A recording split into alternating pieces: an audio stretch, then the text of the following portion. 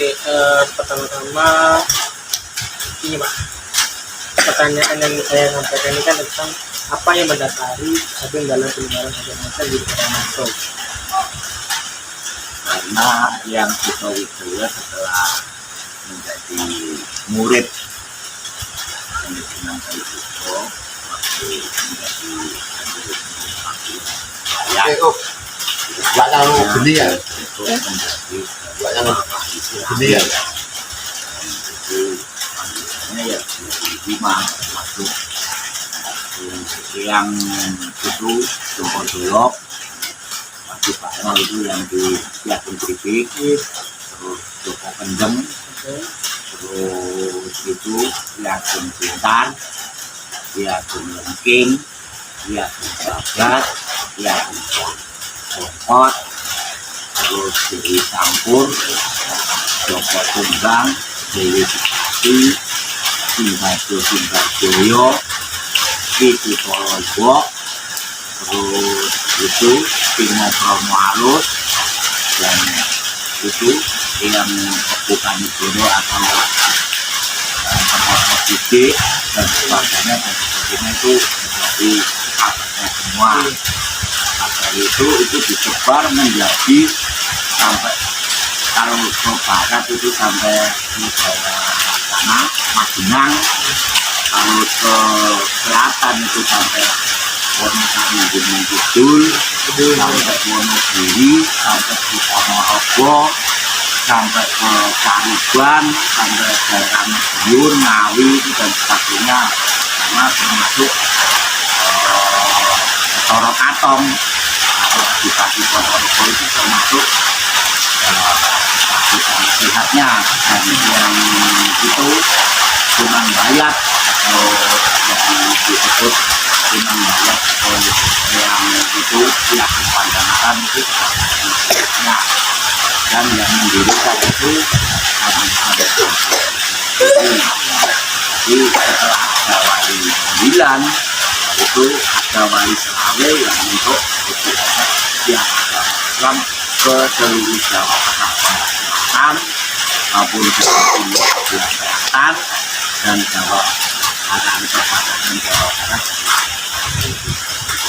Kalau pertemuan Joko Tingkir dengan Ki Ageng Sukamulya itu gimana itu sebenarnya? Itu setelah Joko Tingkir itu ditundung dari Demak, dia kan berburu ke Ki Ageng Sukamulya yang di Sukamulya sana atau Pasinsingan.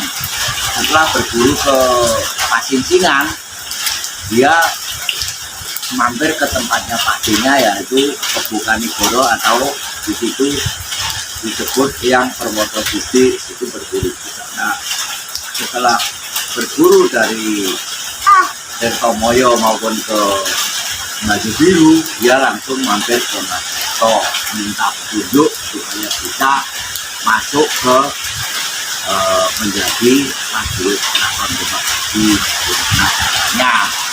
Itu jadi berburu sama yang Sukamulya. Setelah berburu yang Sukamulya, dia dikasih sarana yaitu tanah itu dari itu yang namanya tanah dagan, itu yang dilakukan nanti kalau ada dewan dia suruh ke Demak lagi, kalau ada dewan Kerpu nanti suruh Masuknya ke telinganya, masukkan ke telinganya. Setelah Kerpu itu dimasuki tanah telinganya itu dia lepas ngamuk ke Demak. Nah, sampai di Demak itu prajurit Demak tidak ada yang sanggup untuk menanggulangi Kerpu itu. Ya, Sultan Trenggono memberikan istilahnya sayembara.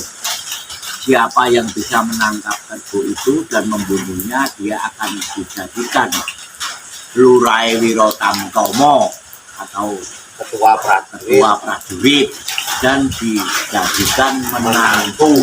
Gitu loh. Nah, setelah itu Joko Tingkir orang Demak tidak bisa menyelesaikan itu semuanya, akhirnya Joko Tingkir masuk untuk menjadi sayembara itu, bisa masuk ke sayembara itu, akhirnya Joko Tingkir bisa membunuh Kerpu itu dan akhirnya dijadikan Lurai Wiro Tamtomo atau kepala prajurit itu dan diangkat menjadi menantu. Akhirnya dijadikan itu adipati di Pajang. Setelah Surodan Demak, dia akhirnya menjadi Sultan Pajang. Iya. Kalau yang ini berarti Joko Tingkir kan ke Pajang. Iya. Nah, apakah yang Joko Tingkir ini ada juga terlibat dengan kerajaan Mataram? Gitu? Ya, Joko Tingkir terlibat karena apa? Istilahnya Danang Sutowijoyo itu kan putra angkat dari Joko Tingkir. Setelah Joko Tingkir karena apa? Joko Tingkir waktu si apa? Aryo Penangsang Mataram. anu Jipang Panolan itu dia kan istilahnya mau karena dia kan keturunan asli dari Demak. Kenapa yang dijadikan raja atau menantunya? Karena si Aryo Penangsang itu kan anaknya Pati Unus. Karena Pati Unus itu dulu juga berontak dengan Raden Patah, gitu loh. Nah, maka dari itu dia sama wali tidak disetujui menjadi raja Demak. di Demak itu. Akhirnya dipindahkan ke Pajang itu, maka yang dijadikan sultan itu. Akhirnya peperangan itu kan Joko Tingkir memerintahkan Danang Sutowijoyo untuk membunuh si Aryo Penangsang itu. Setelah Aryo Penangsang dibunuh oleh Danang Sutowijoyo, dia akhirnya Danang Sutowijoyo dikasih tanah di daerah Mentawok. Mentawok itu Mataram itu waktu dulu masih hutan. Nah, akhirnya dijadikan apa? Adipati di Mentawok. Setelah jadi adipati Mentawok, akhirnya setelah surutnya Pajang, dia menjadi Sultan Mataram. Nah, yang ketiga nih, Pak. Di mana sih pertemuan Ki Ageng Sutowijaya dengan Sunan Kalijogo? Waktu Eyang Sutowijoyo pertemuan dengan Kanjeng Sunan Kalijogo itu, Kanjeng Sunan Kalijogo itu kan nyamur kawula juga. Lewat di pematang jalan itu, pematang sawah itu, berarti jalan setapak itu dia lewat, padahal tanah itu masih basah. pematang itu masih basah. Harus diperbaiki. Di anu dari jauh dia tetap nekat Lewat. ya, dia memburu Kanjeng Sunan Kalijogo itu. Setelah ditengok Jalannya pematangnya tidak itu, rusak. kok jalannya tidak ada tapaknya kaki, berarti ini orang sakti. Dikejar oleh yang Sutowijoyo itu sampai desa Sepi.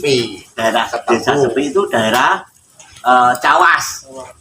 Nah, itu setelah sampai di Cawas itu akhirnya setelah ngomong-ngomong Kanjeng yang Sutowijoyo suruh di situ, suruh bertapa di situ. Nah, yang Sunan Kalijogo akhirnya ke Paguron Bayat itu karena dia baru akan rapat istilahnya kalau zaman sekarang ya seminar lah. Seminar di Bayat itu. Nah, dia setelah 40 hari itu yang Sutowijoyo ditengok ke desa Sepi itu, akhirnya diajak ke Bayat. Akhirnya di sana dipelajari tentang agama Islam, fikih maupun tentang tafsir dan sebagainya. Setelah lulus dan sekabatnya kan Paguron Demak itu Paguron Bayat itu kan banyak sekali. Akhirnya dibentuklah Wali Selawe.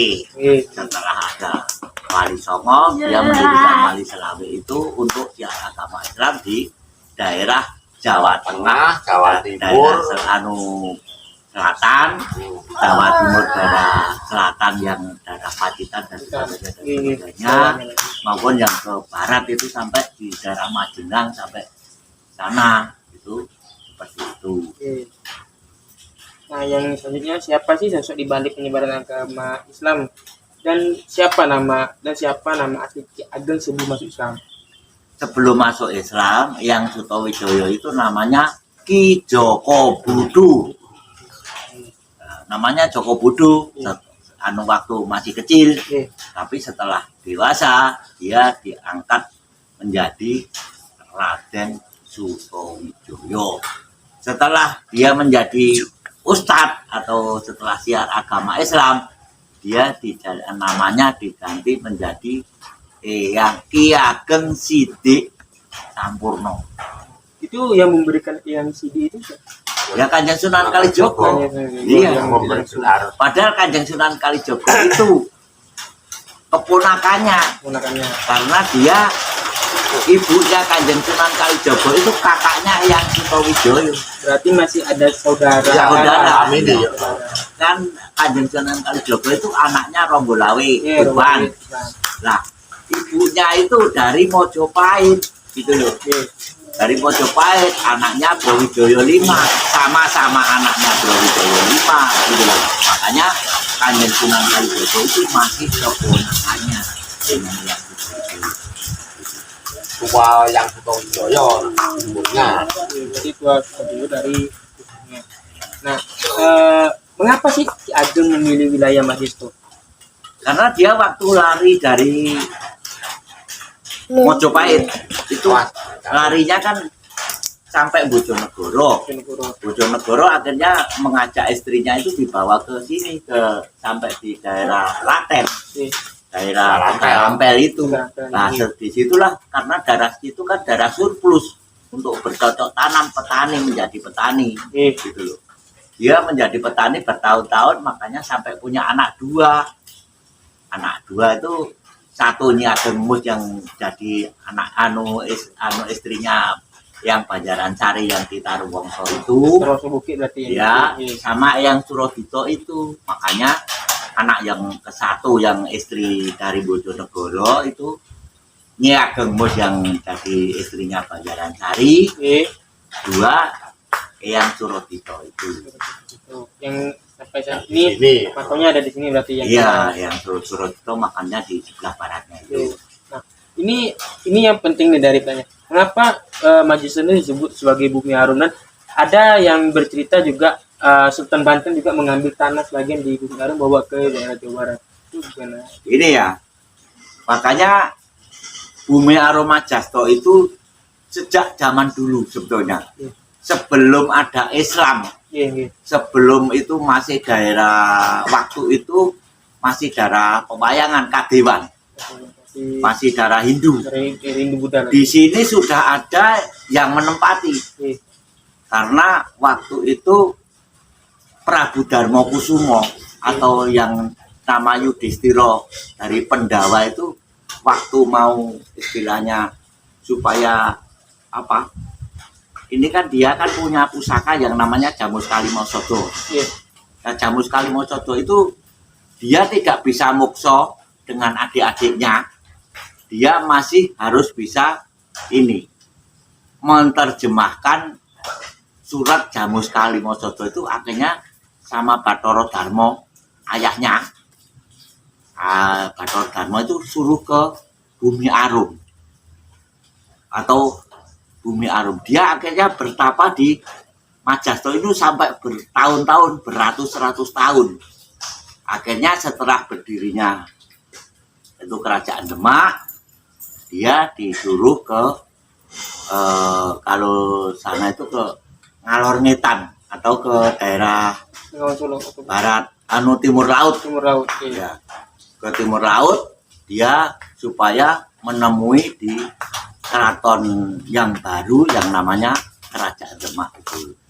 Nah, akhirnya Prabu Darmokusumo ke sana setelah diterjemahkan Jamus Kalimosodo itu, karena Jamus Kalimosodo itu kertas putih yang belum ada tulisannya, tapi supaya ini bisa diterjemahkan yang namanya Jamus Kalimosodo itu. Yang surat yang biasa yang di dalam gulungan berarti? Iya. Dalam gulungan panjang? Iya. Nah itu Jamus Kalimosodo itu bisa diterangkan oleh Kanjeng Sunan Kalijogo itu sendiri. Setelah diterjemahkan Jamus Kalimosodo itu dia baru bisa muksa. Nah makanya di situ ada tempat yang namanya Sendang Jaran Sembrani, itu titiannya Prabu Darmokusumo itu waktu dulu Yang tapak kuda. tapak kuda kemarin sembrani. kemarin tuh loh. Oh, Nah itu makanya di situ ada sendang kelapa bimo, ada sendang kamulyan, ada sendang tapak jaran sembrani. Nah itu waktu itu dia kesini itu naik Udah kuda yang jaran yang punya bisa terbang. bisa terbang itu loh. Itu di situ ada itu Majasto itu di sini ada sendang kelapa bimo atau sendang kelapa jaran sembrani, ada sendang kamulyan, ada sendang sibudo. Karena waktu kesini Prabu Darmokusumo kan sudah tidak punya istri lagi, makanya di situ ada sendang sibudo seperti itu.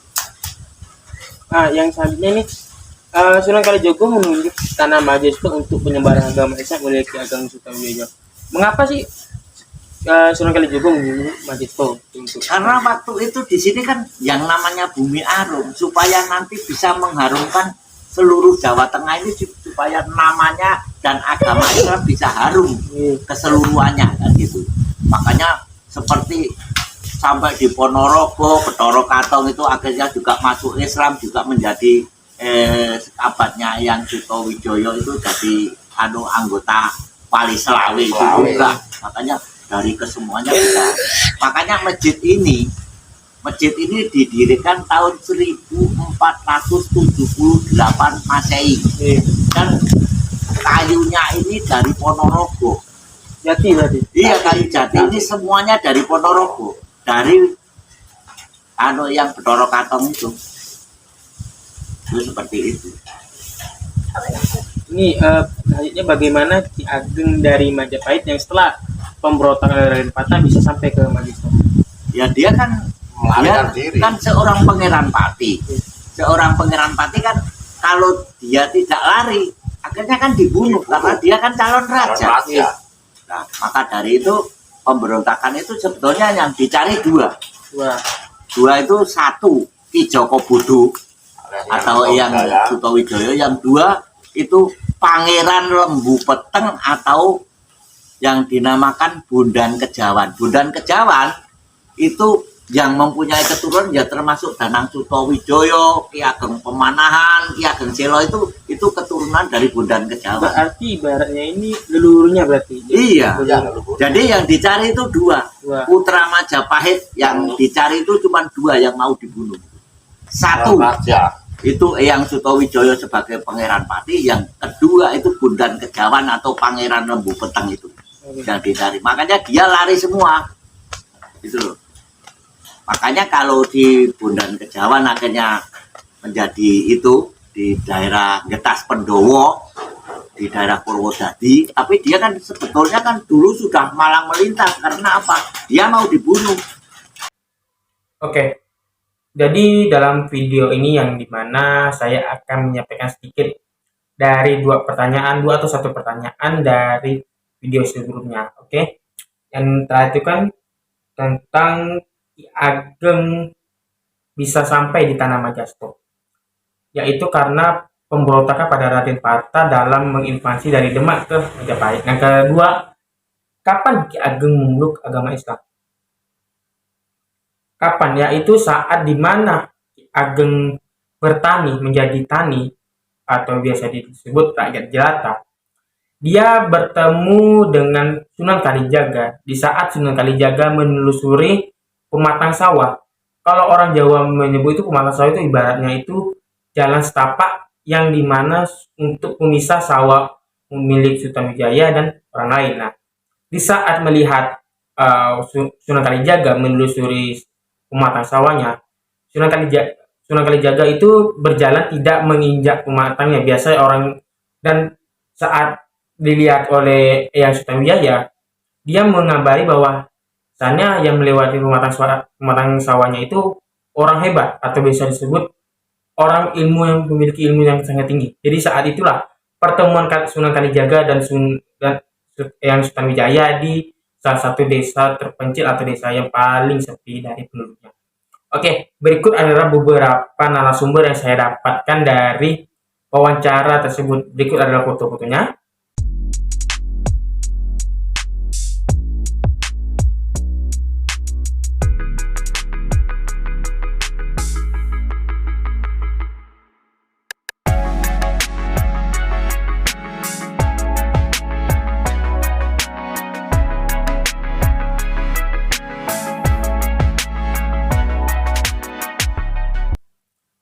Oke, sekian dari saya. Apabila ada kesalahan kata dalam pembuatan video ini, dan mohon maaf sebelumnya karena di video itu ada gangguan yang dimana saat pembuatan video itu banyak sekali gangguan-gangguan, yaitu angin yang dimana pada saat pembuatan video itu kan ada musim hujan.